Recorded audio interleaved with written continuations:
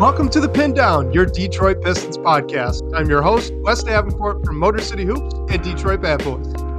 And I'm Blake Silverman, writer for Detroit Bad Boys, covering everything from the Pistons to the NBA draft and the Motor City Cruise. Blake, we just got to jump right into this because literally we're recording at 6 p.m. on May 23rd, literally 5, maybe 10 minutes before we actually hit record here and go live. We get some breaking news. So, big news for everybody, Pistons fans everywhere.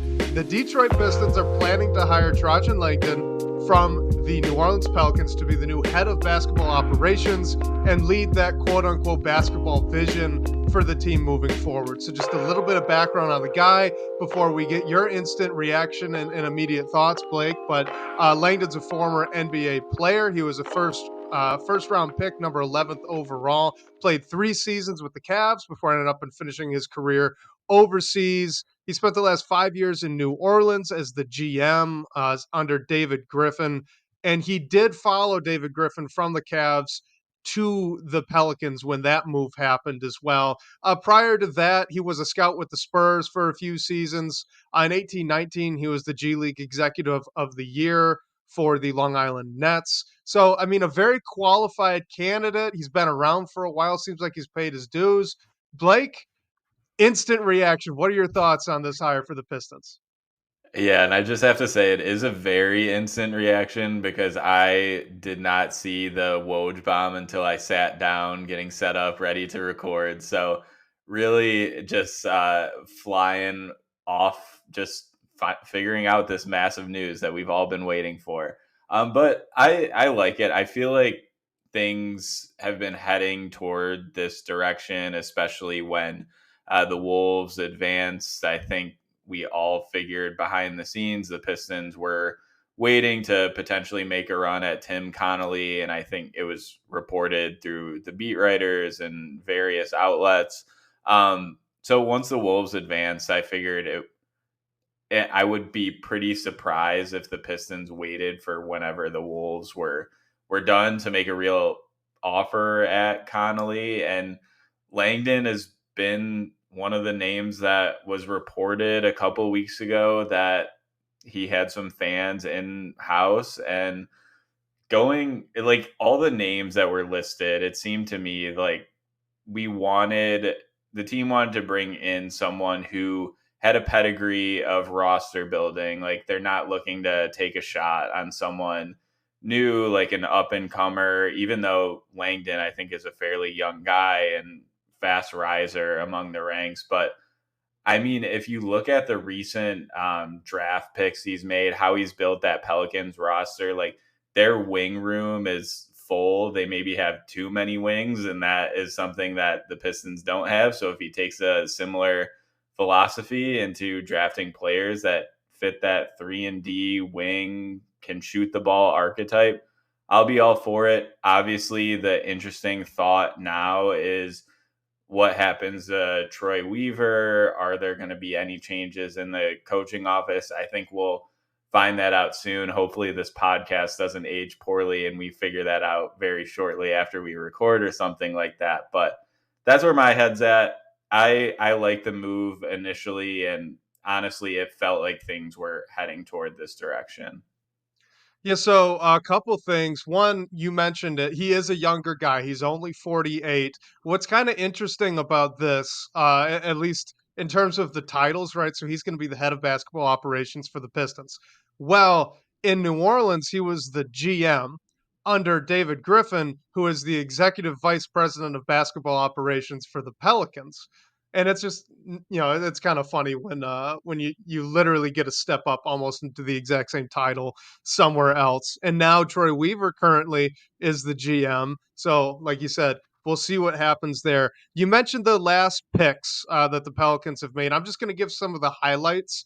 So these are obviously just hits. So we're not talking about any of the misses here, though I would note that most of the misses were kind of late second round picks. So, take it or leave it with those. It's not too big of a deal. But so the notable picks from the last 5 years when Langdon's been in New Orleans: Jordan Hawkins last year, Dyson Daniels, Herb Jones, Kira Lewis, and Zion Williamson. And it is noteworthy that I do believe Langdon was part of that front office that executed the Anthony Davis trade that year, right? So he was part of the team. At least my understanding is he was part of the team that did bring in all of those Lakers guys: Lonzo Ball, Brandon Ingram, and shoot, one other one that Josh Hart, I think, right? Um, Yeah. okay, yeah. So Josh Hart. Uh, yeah, it's really interesting. What, like you said, I'm just so curious now to see what's going to happen here with the rest of this front office, and how far the dominoes fall for all the leadership with the team. The one thing I do want to note before I kick this back over to you is at least our understanding of this hiring process was that the Pistons tapped a search firm. The search firm brought qualified candidates to Tom Gores, and Tom Gores is the one who has interviewed everybody. So you noted that, the Pistons were looking for someone with maybe more experience, something in that light. What we don't know, and what we'll never know, is what each of these candidates brought into that interview. And you have to believe that Langdon brought in the best plan, and it's going to be very interesting seeing that Tom Gores wanted something immediate, some level of immediate improvement. They did just hit rock bottom here over this past season, winning only 14 games. So it's going to be really interesting to watch here how that plan, whatever it was that Langdon brought into that interview, how that's going to shape out here over the next few months as these decisions really become imminent. Yeah, and before we like dive into, I guess, what it looks like moving forward, and again, you're catching like our raw thoughts with this. We just found out this news right before we jumped on to record, so I've been like flipping through Langdon's like Wikipedia page and stuff. He was drafted in the sixth round of the MLB draft and like played baseball while he was playing basketball. And I have to read through it more thoroughly, but it said like the NCAA at the time, like he was playing minor league baseball while he was playing basketball for Duke, which is just nuts to me. So he seems like he has a really interesting background. And yeah, from like an executive standpoint, what he has done in New Orleans, like I think what stands out to me about why we don't know what he said behind the scenes, like you mentioned, or he obviously impressed. But I think he's shown an ability to build a roster that's suited toward the modern day NBA, which like the Pistons haven't really had that. Like we can argue whether Troy and the current front office like have the ability to do so, and that's just not how things shook out. But I think the Pelicans, like, yeah, they went and traded for CJ. They got some lottery luck and they drafted Zion. But surrounding those pieces and like Brandon Ingram as well is looped into that. Like, I feel like they've drafted really well and they've just brought in pieces that help mold an actual competitive team.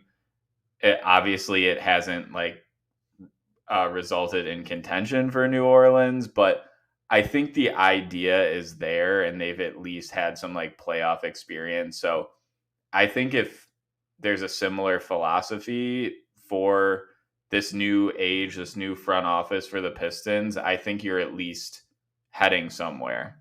The one thing we are going to have to be careful with is that, you look at New Orleans, the relative success that they've had roster building wise, which they have over the past 5 years while he's been involved, Langdon, that is that we don't know how much of that is Langdon, how much of that is Griffin, Right. how much is that someone, some other scout within the organization that maybe had the eye for, Herb Jones in the second round, right? Really pounded the table to add him as that draft pick. So we don't know the inner workings of all that. So just need to be a little bit careful looking at the track record in New Orleans. Maybe it was all him. Maybe he had other ideas that they could have been even better, right? That Griffin just didn't end up going with. We just don't know. What I'm going to be really interested to see is that introductory press conference where he's actually going to, outline presumably outline what he's going to want to do here in the short term. And it does bear mentioning that, yes, he's going to have a connection to David Griffin out in New Orleans. And yes, Brandon Ingram is obviously a big trade candidate that a lot of Pistons fans want to see added. So there's immediate trust there, at least with those two. That could be interesting to follow. Obviously, who knows if anything ever happens, if there's even interest on the part of Langdon to add a guy like Ingram. But if there were, the wheels could be greased a little bit in that capacity. The one thing I wanted to bring up to you, and it's kind of unavoidable now. This is a question from KCP for three, and it's through in the DBB comments, and we just had someone bring it up here in the chat. Yeah, Bobby Buckets. So Trajan Langdon, when he played, his agent was actually Arn Tellem. Arn Tellem, obviously, is a senior advisor or a senior executive with the Detroit Pistons, part owner, has been around for a while. Does that concern you at all? Is that something notable? What are your thoughts on that? It doesn't concern me. I do understand like the concern, and it's a very valid question. The reason I'm not concerned is I think I've come to the understanding that the great majority of people, and I don't want to generalize, but a lot of people are connected to the Tellums. Like Arn has a crazy basketball experience. He's been around forever. He's represented so many different players over his time. His sons are now like agents as well. So I understand that. But I do think, and I understand the concern. Like we want to make sure we're hiring the right person for the job, maybe just not the person that has the best connection. I do think there is an element of it as like, I mean, any job, like no, not even in basketball, like the connections help. Um, so I don't know. It doesn't concern me just because I think you could probably find a Tellem connection to just about any candidate that you're having for the role, especially one that played in the NBA, because like that's where Arn operated. So I don't want to just make that generalization and be like mad about the hire right off the gate, because I don't necessarily think it's a bad thing. Like I think Arn and Langdon obviously had a relationship, and you don't know what that is, but it could somehow benefit them. And if there's like a player that the team is interested in that is represented by one of Arn's kids, for example, they can get on intel calls and stuff like that. And I don't know. I'm just not like I'm not ready to say it's a bad thing or anything, I guess, but I do think it's a valid question. Well, what you brought up with Tellum's connections is a really good point. Because, guys, what we all got to understand with Arn is that he was the like original super agent. That guy and Wasserman Media Group, I believe it was called, they had like everybody of note in the NBA under their umbrella. So many so many players. It was just an incredibly large agency group. Still is really large. He's obviously exited and is now working with the Pistons. But like you said, because of that fact alone, it's gonna be difficult to find guys that aren't in some way connected. At least, like that the third degree, 3 degrees of like Kevin Bacon or whatever. You could do that game with Arn Tellem to great success with as far as NBA players and NBA executives and coaches as well, because those guys are represented by agents too. So it's kind of just baked in at this point. And to Coffee's point here, can Langdon fire Tellem? No, Arn Tellem is a part owner with the Pistons. So I believe if Tom Gores wanted to, he could buy him out. But I don't know why he would. Like, here's the other thing, and Omari said this on the Pistons Pulse. Like, having Arn Tellem in your organization, there's no way that the guy's not going to be involved in some capacity on basketball decisions, right? Because, like you said, he is so well connected. He does have insider information, personal like reads on so many of these guys through the various networks that he plays through.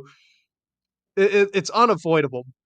but he's not the lead decision maker. He hasn't been the lead decision maker for the past few years, and he's also not like mapped to basketball operations at all. He's on the business side.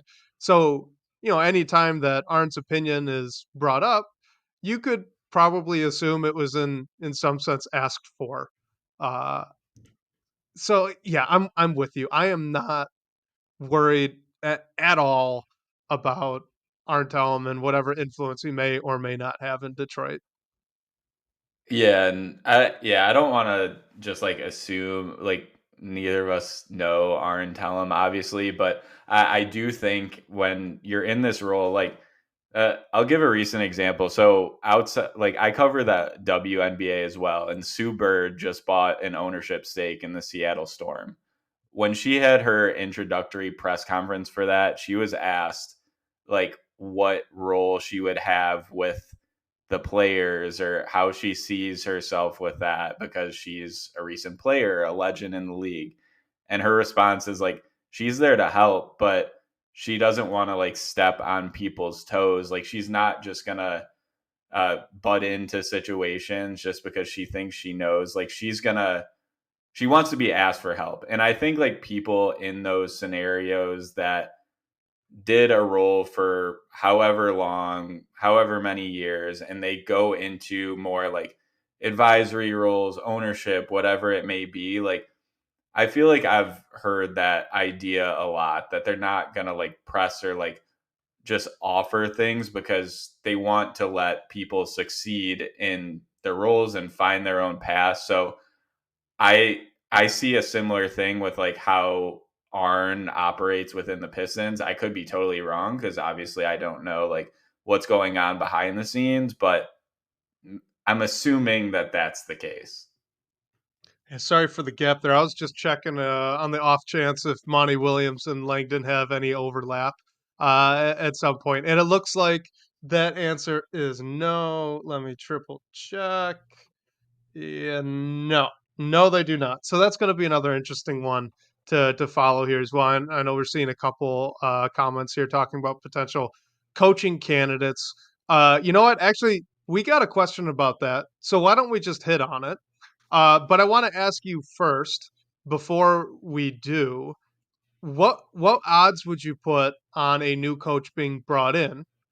And then once you answer that, if the Pistons do buy out Monty Williams, what are some names that you might have in mind?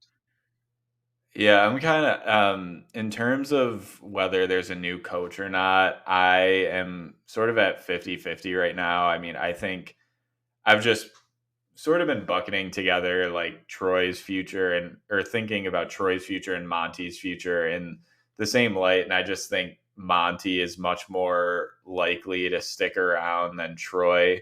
Could be wrong about that again. So Monty is just like a coin flip for me right now. I could see him sticking around and just saying like, yeah, absolutely horrible first year, like but maybe it was the roster you were given, like whatever. Like we don't Monty isn't like absolved of everything, but I could just see him being given another shot. I could also see them going a different way. Um, Johnny Boy brings up Chris Quinn. I think that's a great name. Like, if there is a new coach, I would love to see the Pistons go for like an up and coming assistant who, it seems like they were interviewing some of those guys when Monty was hired. So I think that might be the way to go just for every player or every coach is different, how they relate to locker rooms. But I have a question for you. And this is a ton of recency bias with this new hire. Is like Willie Green's seat hot at all in New Orleans? Conflicting reports. Some say it might be, some don't. I mean, I don't really think it should be. I think he's done a really good job for the Pelicans these past couple of years. But I mean, you're right. If it is, and if he gets moved, there's obviously a Lightning connection there. He was obviously part of the front office that hired him there in New Orleans. Yeah, and the reason I ask is Willie Green like went to University of Detroit, like his numbers retired there. Like Detroit guy, I could see him being interested in the job, especially now with this connection too. Who knows? Like he has a head coaching job already.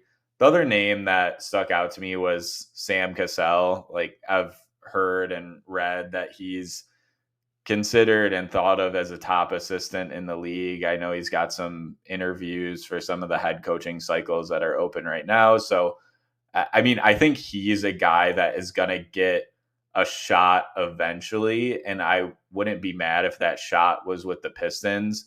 That was similar to how I thought about Charles Lee, and now he has a job. But just another one of those guys that is going to be a head coach in this league eventually. And why not, like, based on where the state of this franchise and team is, like, give them that shot here in this situation. It won't be easy, but I think it might make more sense than going to get a seasoned coach who's maybe more fine tuned or better suited to coach a contender. Yeah. Let's see. I don't have names. That's my I'm so bad with the coaching thing. I don't know Kenny if you guys remember. Atkinson, Yeah, but like I don't know. Like who knows what these guys Mike are and are Honori's not brought up in the doing. chat. Yes, Mike Honori's brought up a lot, and he's definitely a hot name right now. It's just like think back to when Monty was hired, right? Everybody thought that was a home run. Mhm. Now it was the worst decision ever, right? There's tons of hindsight 2020 going on here.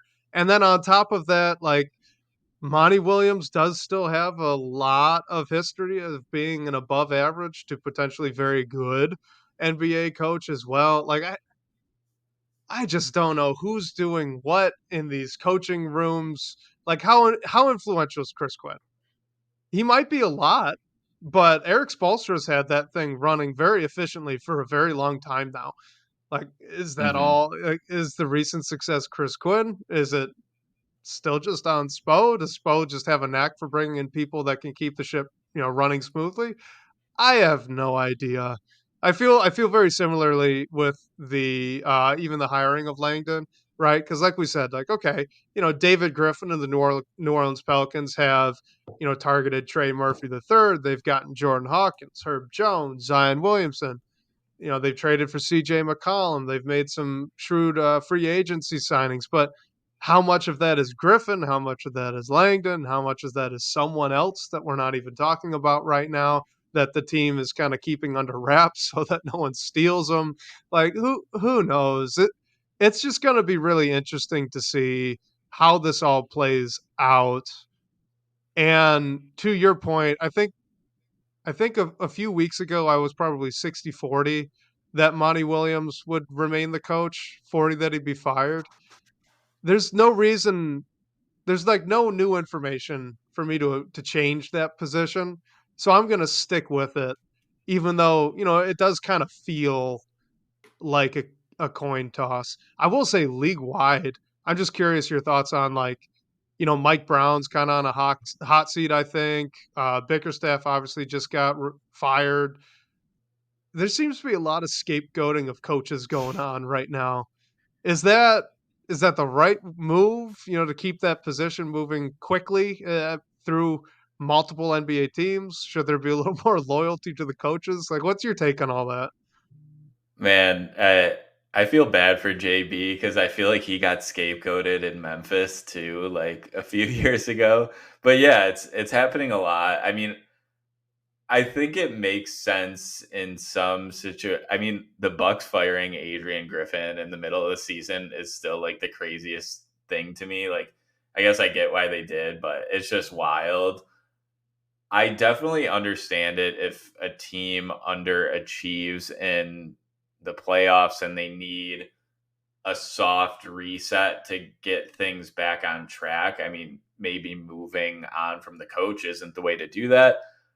I do think though there is something to say about when you have a young team like the Pistons, a lot of young players who are looking to improve on how they just are as an NBA player, developing in their career.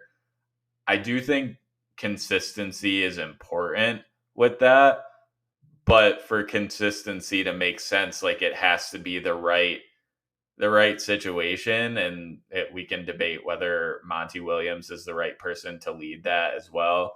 So I don't know. I would say that having like turnover with your coach is definitely like, I feel like it only makes sense when you have players at certain points in their careers. I think the Pistons right now might be better suited for having one guy who's leading the locker room. And I mean, maybe there is an assistant that they want to promote or something like that, and you can maintain consistency there.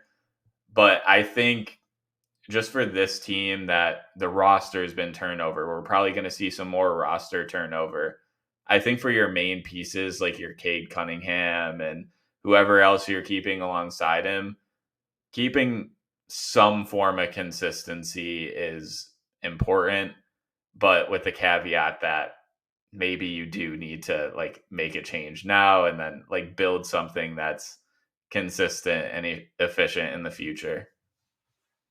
And reporting from The Athletic that I read just now, from Sean and obviously our guy James Edwards III, We're is doing so that much multitasking right now. yeah, I know. I know. Big this is a first for us, so it's a lot of fun. But the decision on both Monty Williams and Troy Weaver fully falls at the feet of Trajan Langdon. Whatever he wants to do is what's going to happen. Sounds like there's a rumor that, maybe in the next week the contract will be officially signed and he'll actually get to start moving on on those decisions. But for everyone still wondering if, is Weaver still going to have a lot of influence? Is, Arntelem or gosh, Ed Stefanski, whoever, Tom Gore's going to have influence over the decisions that Langdon's going to make here? Quick answer is no. Sounds like everything is falling directly at his feet on what happens in the immediate future for the two figureheads of Detroit basketball last season, for better or for worse. Yeah. And I also have to quickly shout out Rock Howard here in the chat. I found Yes. out that Trajan Langdon's nickname is the Alaskan Assassin as well, and that's an awesome nickname. He's Yeah, he from like Anchorage. he grew up there, went to high school there, and then went on to be a star athlete at Duke and multiple sports. So yeah, we're gonna keep that nickname and definitely use it in the future. Oh, for sure. I love the nickname. Let's get into this question here from our guy Dave Giancola. He wants to know if we got any thoughts on Jarrett Allen as a target here for the Pistons this offseason. It seems like maybe Cleveland is open to breaking up their core a little bit. So, what do you think about Jarrett Allen potentially as a target for the Pistons? And is there anything that they could even really offer the Cavs that they might want? I mean, I think they could offer the fifth pick. Like, I think a Jared Allen deal might, if you're bringing back like a legit player with a pick or a young piece, like Jarrett Allen might be a good name to keep an eye on. Maybe just the pick or just the player isn't all that gets it done. So you might have to be willing to give up multiple pieces, future picks, whatever it might be.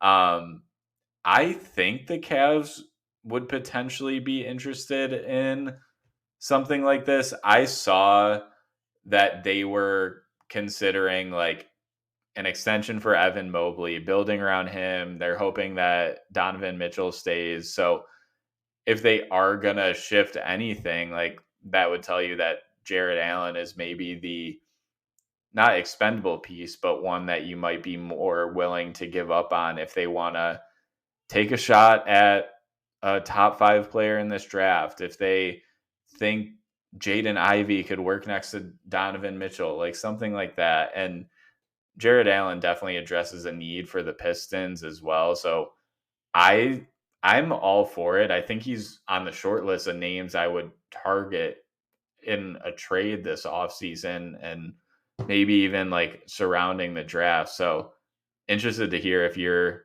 aligned or if you would stay away. Yeah, this one's kind of tough. So, I mean, obviously on this podcast, we have talked plenty about the Pistons' need for rim protection, and Jarrett Allen is on the short list of one of the best in the NBA. I mean, maybe top three or top four. He's that good, and he's been that good for years now. He's really consistent. So, as a player, man, I love Jarrett Allen. He would be a great addition to the team. Huge upgrade over what the Pistons had gotten recently out of Jalen Duren. The problem is that I don't know if I were the Cavs that I'd be all that interested in what the Pistons have to offer, unless we're gonna expand this out to like a three-team deal, where, potentially the Cavs could add a guy like Kyle Kuzma, I think would be a good target for them, who apparently, may be up for grabs this offseason too. But yeah, if I'm the Cavs, like they want to take another step. They want to get past the second round. They want to become true contenders. And if they're going to move one of these core guys in order to do that and take that step, I don't want a top five pick. I don't want, a swing at Jaden Ivey or Jalen Duren or Sar Thompson. I want a guy that can help and that fits my roster now. So, if I'm the Cavs, I'd be looking for a very good wing who fits pretty seamlessly next to either Donovan Mitchell or Darius Garland. If it were me, I'd be picking Donovan Mitchell, but obviously that comes with a whole different, bag of Badgers, right? That would be unleashed if you decide to go that route. And Evan Mobley. So, you know, like Brandon Ingram would be a good fit for them. I mentioned Kyle Kuzma. Just wings who are big and can score the basketball would be really helpful out there in Cleveland. Pistons don't have that. We've been complaining all season that there's just no wings on this roster worth much of anything. And I love Fontecchio, but that's not moving the needle for me if I'm Cleveland. So, yeah, like would I love the Pistons to pursue it? Absolutely. It probably just has to be a three-teamer because I don't know how else it would get done. I have a question. What if Zachary Ricochet falls to 5? Cleveland wants him. He's one of the more like immediate, not a finished product by any means, but he can shoot the ball. He can defend. Would you trade, in theory, like Zachary Ricochet for Jarrett Allen? And I'm assuming the Pistons would have to add something, but what would you do that, or would you rather like take the young prospect? Well, the Pistons, like you said, would probably have to add something to that. I would be open to it if I were the Pistons, but again, if I'm the Cavs, like I'm not sure Ricochet is a day one starter. Personally, I think he'd benefit from coming off the bench right away, kind of protect him a little bit, let him develop at his own pace. I do buy into the shot. I think the defense is going to be a little bit more of a work in progress than people think, especially with where his strength is at right now. Like he's not a guy that's profiling, to the level of a defender as, an Asar Thompson, Herb Jones, Kawhi Leonard, all these guys that were incredible defenders coming out of college or out of the overtime elite. In the case of Asar Thompson, like Ricochet's not profiling like that. He's looking really solid. He's looking like he's going to be a good defender, not a game changing defender. And I think that is going to take a little bit of time. So again, like if I'm the Cavs, I'd need a lot more. I wouldn't Yeah. just want the shot at Ricochet. Do you disagree, by the way, with anything that I said about Zachary Ricochet there? Do you think maybe he's more plug and play, or do you agree that maybe he'd benefit from, a little slower approach?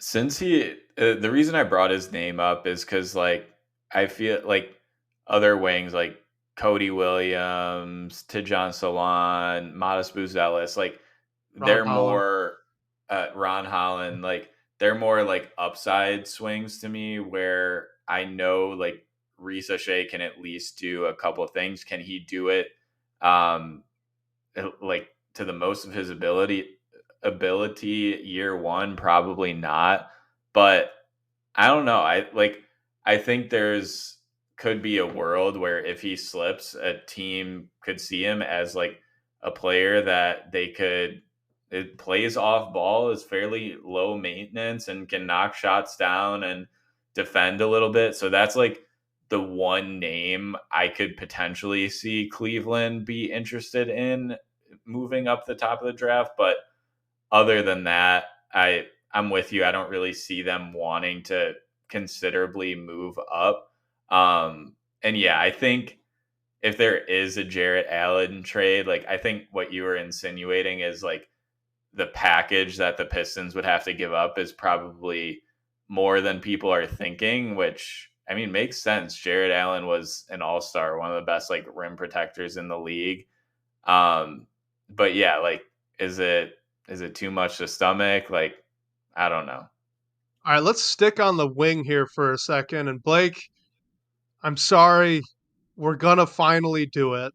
Let's have the discussion about Cody Williams and why we both have him collectively much lower on our board than it seems like at least some fans currently do. So KCP for 3 in the DBB comments. We appreciate you, my guy.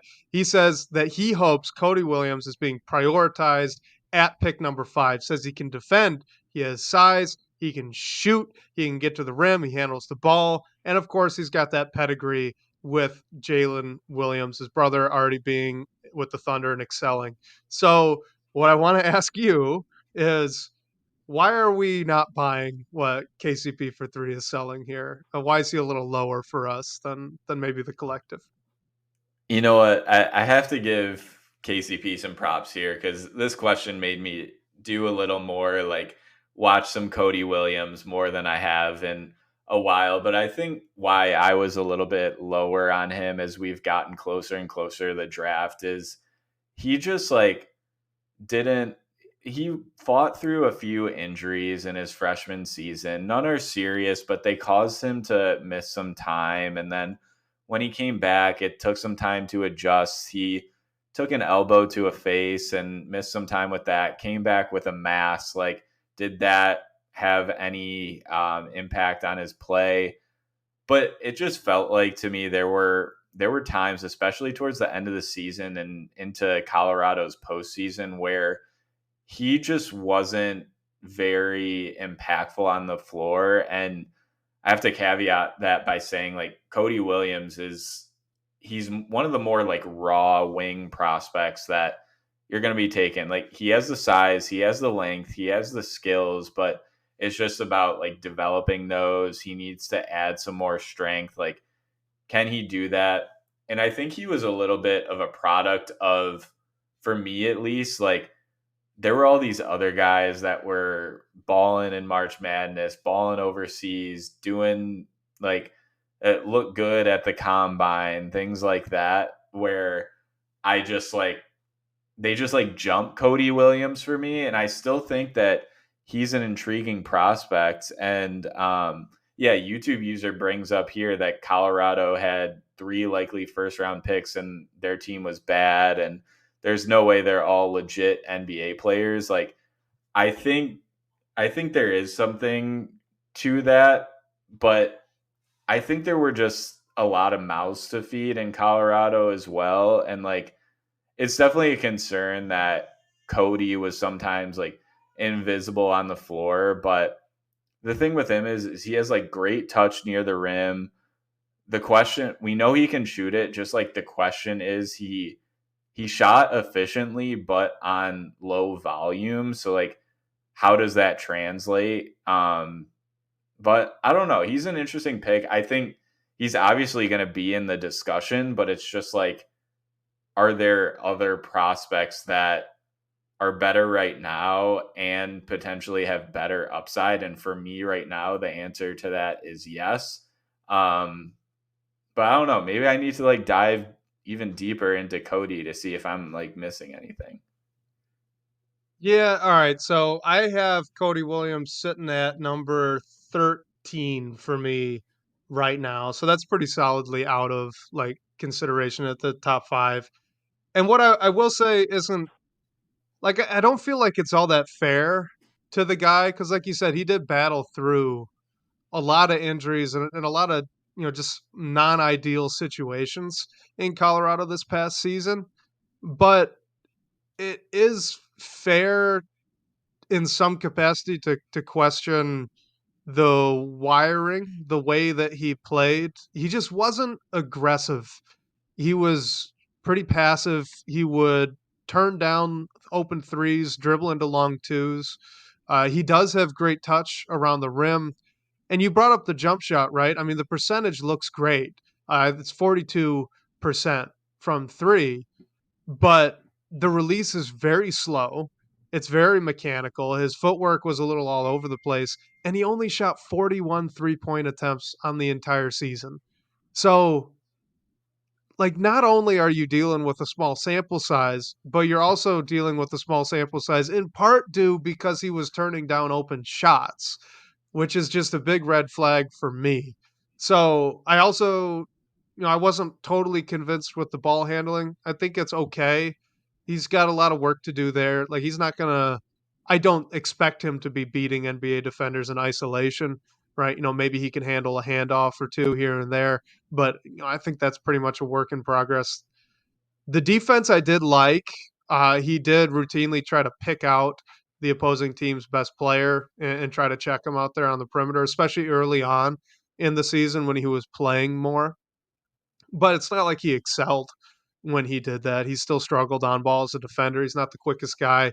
You mentioned the strength. He's real light, real wiry.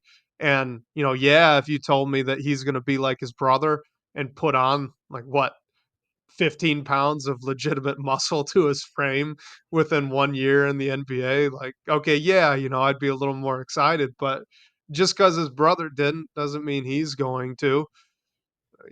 Brothers are very different. Siblings are very different. That's not necessarily how it works. So, yeah, I'm a little lower. The idea of him's great.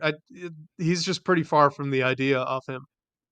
Yeah, I can say this about Cody. I can say this about so many players, so it's not just about Cody. Like, I just really wish he played in the scrimmages at the combine. Like, his brother, like Jalen Williams, caught a lot of eyes in the 5-on-5s at the combine, and that's kind of how he shot up boards. So just especially because like the late season for Cody, and again, just to like caveat it, he was coming back from injury, so he was dealing with something. But his last handful, few games, whatever they were, left a lot to be desired. So I wish we just got some more of that. I mean, I brought this up when we had Bryce on last week. Like, there was some stuff floating around social media that Cody stayed in the gym even when he wasn't getting his like measurements taken or working out at the combine. So he definitely seems like he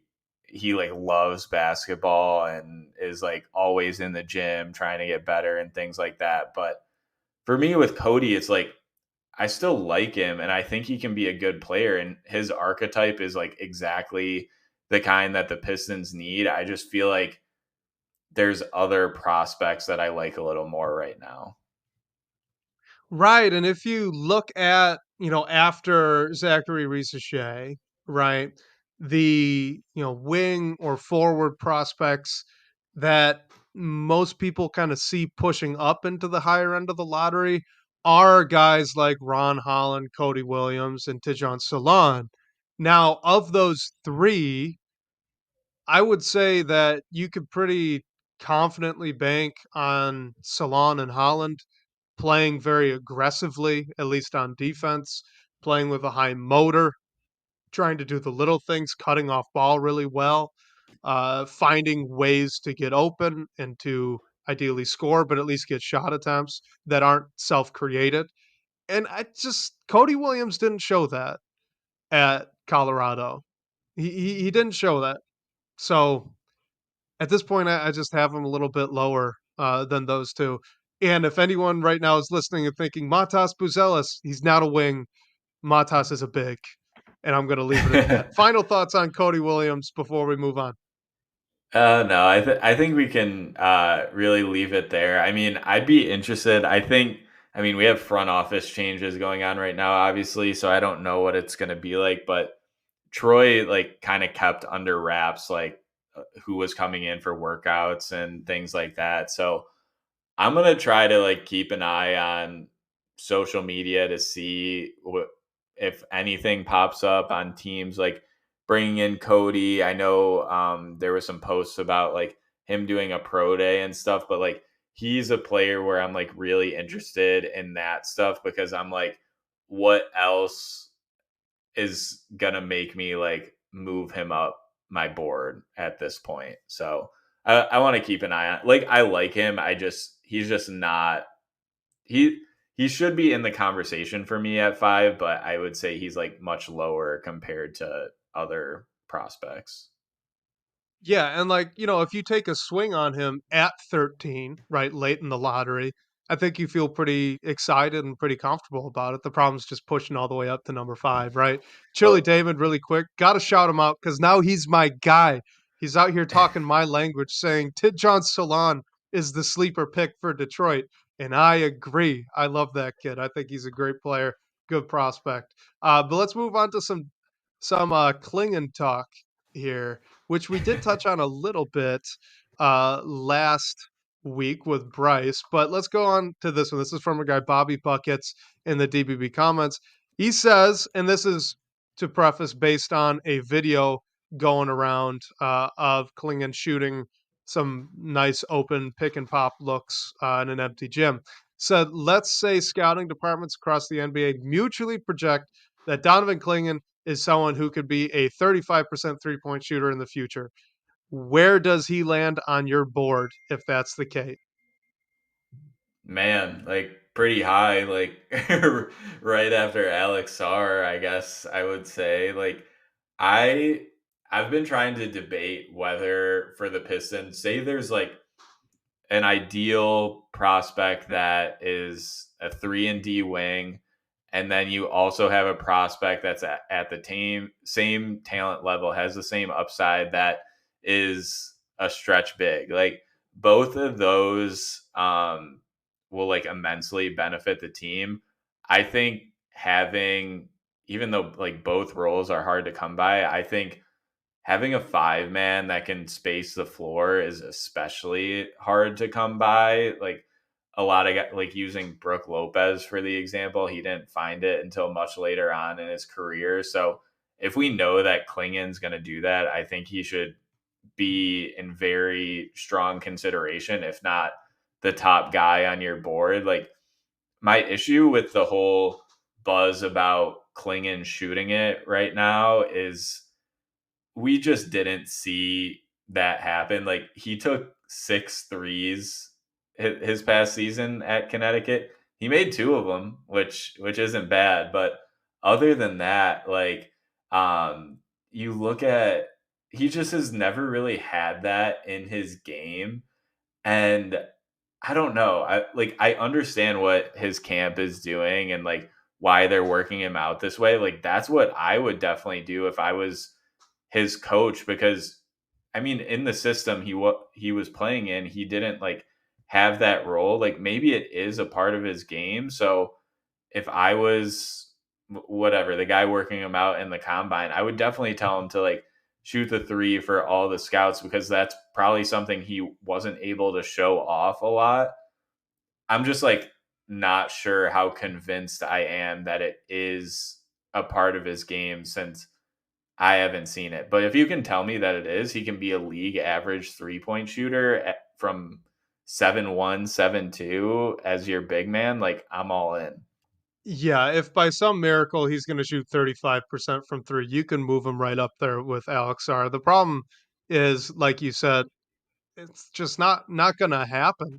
Like, all right, you look at his free throw percentage over his 2 seasons at Connecticut. His freshman year, he didn't shoot any 3-pointers.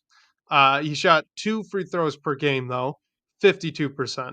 This past season, he shot 4 free throws a game, which is a pretty good number, especially for a low usage big like him. 58%. Like, okay, it went up, but it's still below 60. And if you guys want to do this on your own at home, go back and try to find college free throw shooters who shot under 60% from the free throw line and see what they've done in the NBA as 3-point shooters. I'll just say it's not good. There are some outliers, but it's not very good, which is why a lot of scouts talk about the free throw percentage being a pretty good indicator of a guy's potential to shoot one day. So, like, I'm with you. All right. If we're his camp, yes, absolutely. You're already getting Brooke Lopez comparisons. You may as well steer into it. Get a surefire NBA basketball player, one of the best basketball players in the entire world, in an open gym, and let him shoot a catch and shoot three as slow as he wants. It's going to go in because he is one of the best basketball players in the world in an empty gym with like 5 scouts on the sideline. He's going to make more than he misses. That's just how it goes. Does that mean it's going to translate into actual game action in the NBA? No, I'm not betting on it at all. And I do wish that when we were talking about Clingan, that more people, when they make that Brooke Lopez comp, would talk about early Brooke Lopez, Nets Brooke Lopez, before he started shooting. Because that was still a good player, guys. That was still like a borderline all star, blocked a ton of shots, great two-way basketball player. Like, he doesn't have to shoot to be really good. And I think he is going to be really good. I just don't think he's going to shoot the basketball. Yeah, I'm with you there. I mean, I think just going back to, I guess they're kind of my draft pillars for the Pistons this year. Someone who can shoot or someone who can protect the rim. Ideally both. If you're I know Clingan for sure does one. If you're telling me he can do both, like, yeah, that's a no-brainer, but you still know he can protect the rim, play defense, can operate in pick and rolls. Like, he still has to be pretty high on your board if he's there. I could understand if they would prioritize like a wing or something like that, but yeah, I mean, I still think Klingen's a good player, even if he doesn't shoot it right away. Or, I mean, he might never. That's a very real possibility. Yeah, and like you said, he's going to block shots. Like, there aren't a ton of guys in this draft class that you could look at and say, okay, I can promise you with nearly 100% certainty that they will entirely plug a major roster problem for the Detroit Pistons. Donovan Clingan would do that because Donovan Clingan is 7'2". He's massive. He's got long arms and he's pretty athletic. So he's going to block some shots like that. That is Yeah. a big, you could check that box off, rim protection added, and you can call it a day there. So yeah, he's a very good prospect. And I understand why a lot of Pistons fans want him even at 5, and why some teams are even considering him even higher than that. So let's do a Steph Castle question really quickly, because 313 Pistons brings up that Steph Castle apparently showed off a better looking jump shot at the combine. So do you think that maybe Steph Castle is a guy that could become a better 3-point shooter one day? And because this came up on the Pistons Pulse with Stephen Gillespie, and guys, great episode. If you guys haven't listened to that, please do. He's awesome from those ceilings. Those guys do great work over there as well. So read them too. But he was actually talking about Steph Castle as a potential scorer, like a guy that has big time scoring upside, not just shooting, not just finishing, like an entire package, as a guy that could really put up numbers as a scorer. So, what do you think about that? What do you think about his jump shot? Give a little bit of insight in Steph Castle. Yeah, he did shoot the ball well in drills at the combine, which definitely made you a little intrigued because he didn't shoot the ball well in his season at UConn. And yeah, also I listened to the Pistons Pulse earlier and it was great. Big fan of Stevens, big fan of No Ceiling. So if you guys aren't checking them out already, be sure to do that. But yeah, with Plus, I made with some Steph, fantastic mock draft picks. Like, we you just got to did. pat me on the back. I was incredible. No notes at all. No, I'm kidding. It was a good episode. Go listen.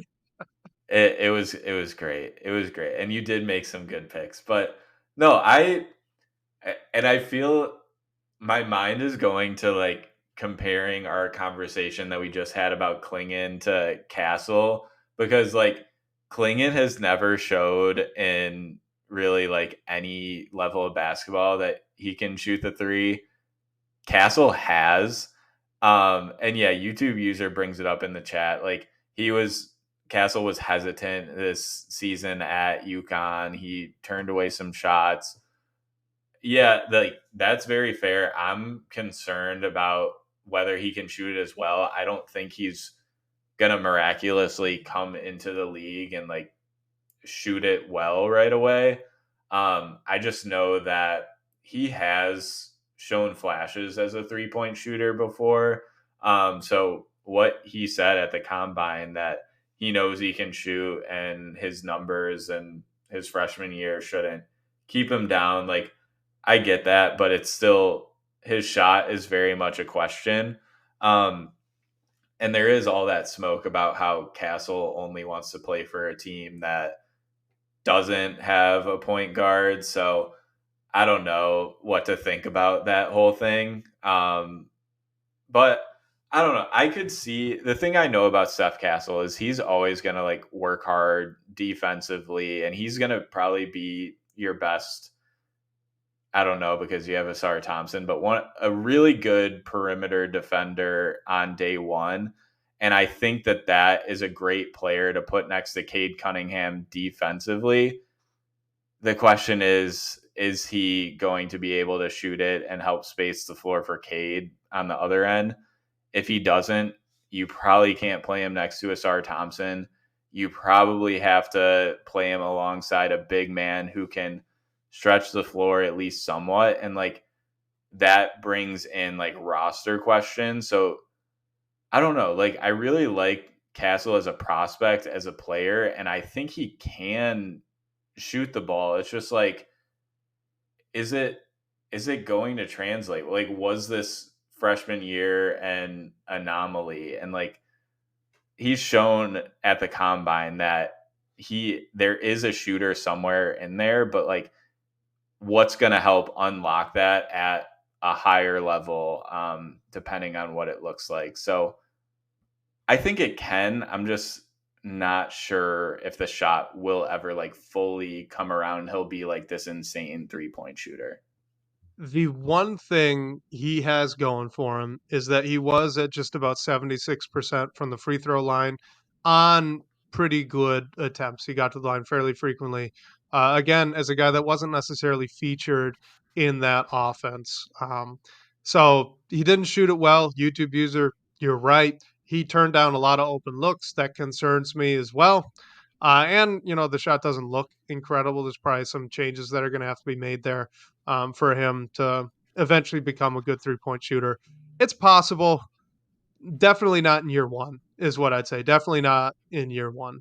The one thing, though, that I've been thinking about with this draft in general, and this is something I've kind of come around to more recently, is that the draft doesn't need to fix the Pistons' spacing issues. You could draft a guy like Steph Castle. If you really think Steph Castle is the best player on the board there at 5, you want to add him to the roster, okay, great. That's going to mean that you need to make some changes elsewhere, and that's fine. You can do that. Like you can make those dominoes fall so that Steph Castle now makes sense on the roster in the starting lineup, next to Cade Cunningham and next to a bunch of 3-and-D players. Like you aren't boxed into Reed Shepherd because he shot 50% from 3-point range in college. You're not boxed into Dalton Connect because he's a great shooter and a great scorer. You can just take the guy you think's going to be the best, and you can move other people and try to figure it out that way. It's kind of that mentality, like, yes, the Pistons really shouldn't have more young players on the roster than they did this past season, but they don't have to be the same young players. You know what I mean? You could get different young players. So like, do you want to add another first round pick in this year's draft? I probably wouldn't, but if that's a route that they go, all right, well now, maybe Sasser's got to go too, or maybe Turner, or maybe Ivy, or Stewart even. Like, make the other dominoes fall to make it make sense, but you're not locked into what this team is right now. And that was just kind of I don't know, like a little change in philosophy, I guess I had, because I was right there with you. Like, okay, if they can't shoot the basketball, I'm not considering them. but they don't have to fix that. Whoever they draft right now, they don't have to fix that. The the new GM, Trajan Langdon, he has to fix it some way. Doesn't have to be in June. Yeah, yeah, you're right. Like, I think how I've been thinking about it is if you're thinking of those young pieces, let's just say the Cade, Asar, Duran, Ivy, and this draft pick, loop Isaiah Stewart in if you want, but he's more on the outside for this frame of thought for me. Like, I don't think that you can keep all of those around. And like I think you need to move on from a minimum of one.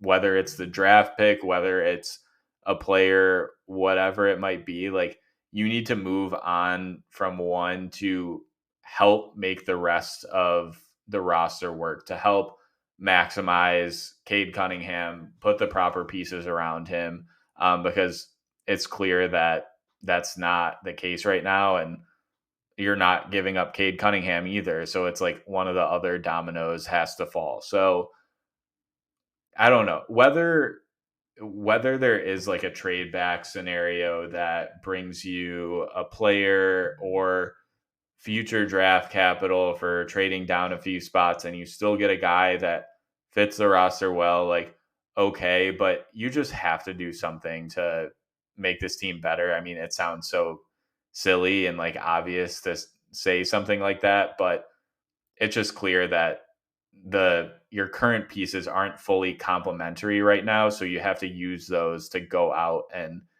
find something that works a little bit better. And yeah, it's Trajan Langdon's job now. Yeah, and the one thing I've kind of been forced to really accept now as we've been looking forward into the offseason is that like they won 14 games last year. That is about as bottom of the barrel as you could get. Like this is going to be messy. It's not going to be clean. And someone, now Trajan Langdon, we know who was just hired, he has to clean it up. He has to put the fire out and build from the ashes because that's where they're at right now. It is burned down. It is in ashes. They are at the bottom. So, again, do they have to solve all their problems with the draft pick? No. Take the best guy that's on the board. I've kind of come off my fixation on fit. The only fit I care about is with Cade Cunningham. And I assume we're probably going to end up talking about that on another episode. But our guy Derek Brooks asked a fantastic question for us to end on. He says, not sure if you guys already answered this, but ignoring the Pistons' needs and knowing what the Pelicans have done in the draft these past few years, what might be Trajan Langdon's big board right now? So why don't you just take a wild guess based on very little, because we do have very little to go on a few guys that you think Langdon might really like, just based on that Pelicans draft history. This might be a Yeah. David Griffin thing, but let's have fun with it. And shout out to you, Derek. Great question. I'm not gonna cheat. I was thinking of cheating and just giving you an like all wings draft board because that's just kind of what the Pelicans are to me. That's like what they have. But they did take Jordan Hawkins last year, who is the best shooter in the draft. So I think for me, I am gonna prioritize wings. So listen, like Donovan Clingan is up there on the draft board, but totally based on what Trajan Langdon has done in the past, like this is what I would see it shaking out as immediately. Definitely have to tweak it a bit, but like Risa Shea, Ron Holland, Buzelis, Cody Williams, and then I just have to put like Reed Shepard in there because of his shot, and Salon isn't that far behind. He might even be before like Buzelis or Holland for me, but that's like an immediate group I could see them focusing on. Yeah, I was looking primarily at the wings too. So just to add some other names, I do think Reed Shepard could end up being pretty highly considered. You mentioned Jordan Hawkins, but they also in New Orleans did make a trade for C.J. McCollum. maybe that's a role that you could kind of see Reed Shepherd playing one day if you really expand his shot diet. So, maybe that's something. In the same vein, I mean, I'm not really high on the guy, but Rob Dillingham, great scorer, good shooter. That could be a fit kind of in the He's a same great mold. fit for New Orleans, by the way. Sorry to He interrupt you, is. but like No, he eh, is. that might mean something, it might not. Yeah, he really is. And in terms of some of the bigs or the wings, you're right to bring up Clingan. Valanciunas was a guy that New Orleans had prioritized previously. Clingan could fall into that kind of role. But just looking at the draft history, I think the one thing that really sticks out is the type of wings they had been drafting. So your Dyson Daniels, who really plays more of a guard, but he does occasionally play up as a wing. Herb Jones, Trey Murphy. These are all guys with like motors that run through the roof, motors that go so hot. They play so hard every second that they're out on the floor. And the two guys that I think really do fit that are Tijon Salon and Ron Holland. I mean, it'd be a disservice not to mention Zachary Risachet in this because he is one of the better shooters in the draft. He's a tall 3-and-D guy.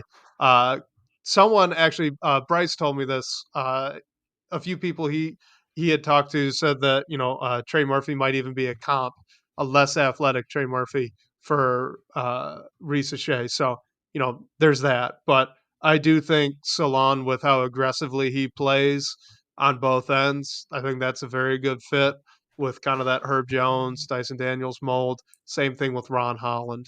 So I think you were right to bring up those two guys. Is there anybody else before we close it out that you think maybe could be a fit? Like your guy De Silva, Tristan De Silva, that could be a good one. Filipowski, maybe Yeah. Devin Carter.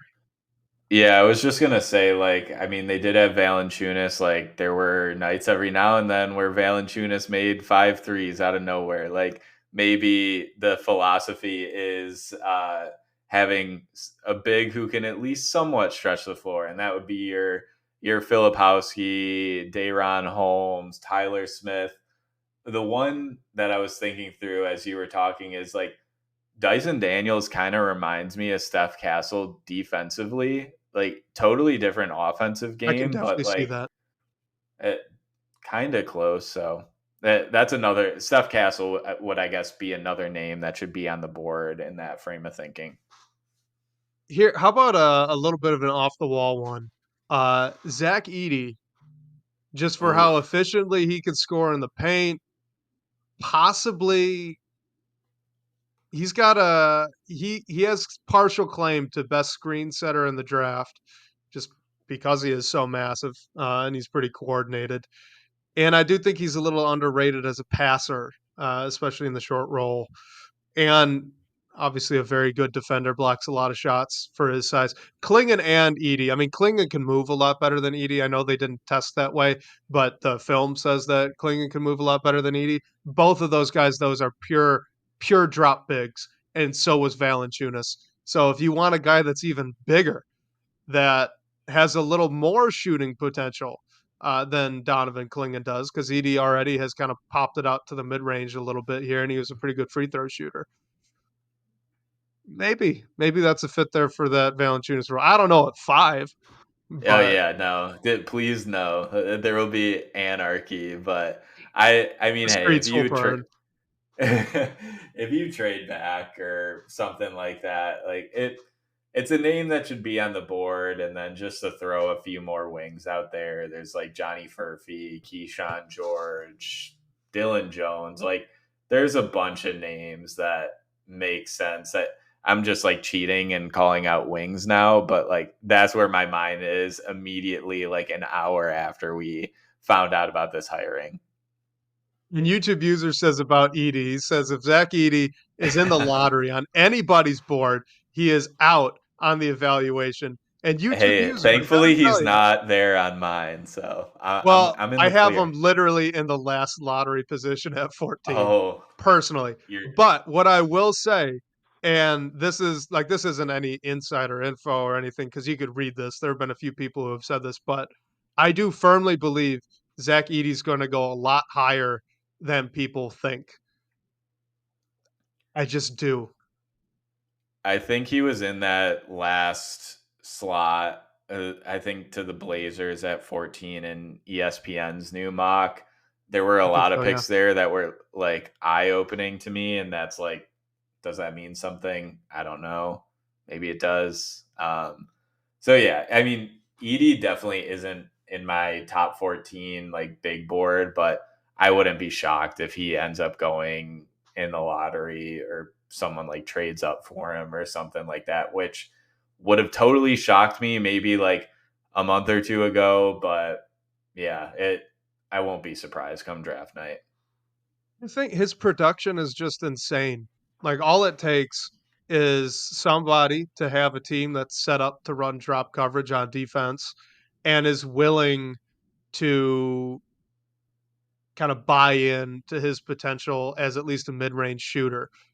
Like that's all it takes. Those are two very minor things. There are plenty of teams that already run drop coverage almost exclusively, and he did show quite a bit of juice as a mid-range shooter.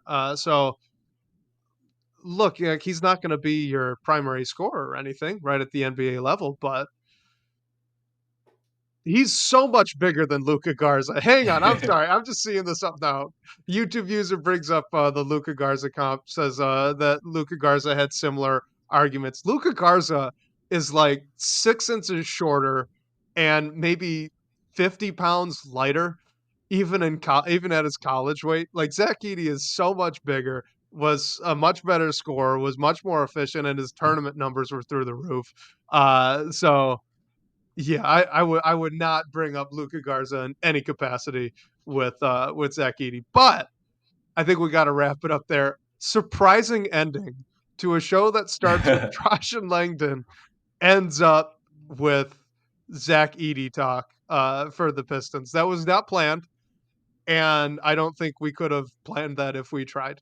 But thank you everybody for tuning in. It was fun to actually break some news here on the podcast. I think that's a first for us, isn't it? Yeah, I mean, we haven't been online when anything happened. I know the Pistons Pulse was, I think when it was Uh, the Gallinari Muscala trade. yep. Yeah, That we had Keith that was Smith on too, which was just like stroke of genius. We could not have planned that that was one better fun. if we tried. That was fun listening to it, but this is the first for us. Yeah, like I said, I sat down at my computer and looked at my phone and got the notification that the hire was made. So appreciate everyone listening to us as we work through our instant thoughts and everything like that. We'll definitely talk about the hire of Trajan Langdon some more next week, as well as plenty more draft. Reminder, feel free to call our phone line to ask a question and hear your voice on the show. The number for that is 313-355-2717. And special thanks to our guy Sean Corp, managing editor at Detroit Bad Boys, for supporting the show. And shout out to you guys for the great questions and talking points tonight. We'll catch you next week, whether on your commute or live with us on YouTube. We can't wait to talk more Detroit basketball with you.